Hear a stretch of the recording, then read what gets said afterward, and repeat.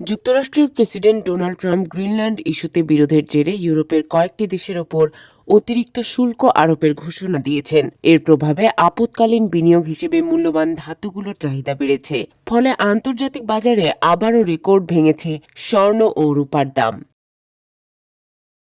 Spot মার্কেটে গতকাল স্বর্ণের দাম 1.6% বেড়ে আউন্স প্রতি $4,669.09 পৌঁছেছে। এর আগে দিনব্যাপী কেনাবেচার এক পর্যায়ে মূল্যবান ধাতুটির দাম $4,689.39 পৌঁছায়, যা আধুনিক পণ্যবাজারের ইতিহাসে সর্বকালের সর্বোচ্চ।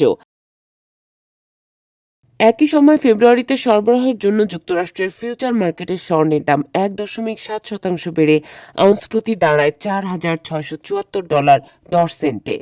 ডোনাল্ড ট্রাম্প শনিবার ইউরোপের কয়েকটি মিত্র দেশের ওপর ধাপে ধাপে শুল্ক বাড়ানোর হুমকি দিয়েছেন। তার বক্তব্য হল, যুক্তরাষ্ট্রের গ্রিনল্যান্ড অধিগ্রহণের বিরোধিতা করা চলবে না। বর্তমানে ডেনমার্কের বিশাল আর্কটিক দ্বীপটি ঘিরে চলমান বিরোধ আরও তীব্র হয়েছে। বিশ্ববাজারে গত বছর জুড়ে স্বর্ণের দাম বেড়েছে 64% বেশি। এছাড়া চলতি বছরের শুরু থেকে এখন পর্যন্ত মূল্যবান ধাতুটির দর বৃদ্ধির হার 8%-এরও বেশি।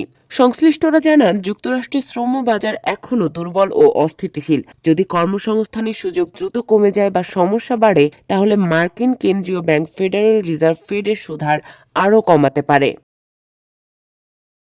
তবে বাজার বিশ্লেষকদের ধারণা, ফেড 27 থেকে 28 জানুয়ারির বৈঠকে সুদহার অপরিবর্তিত রাখবে। তবে চলতি বছরে অন্তত 2 দফা 25 বেসিস পয়েন্ট করে সুদহার কমাতে পারে মার্কিন কেন্দ্রীয় ব্যাংক।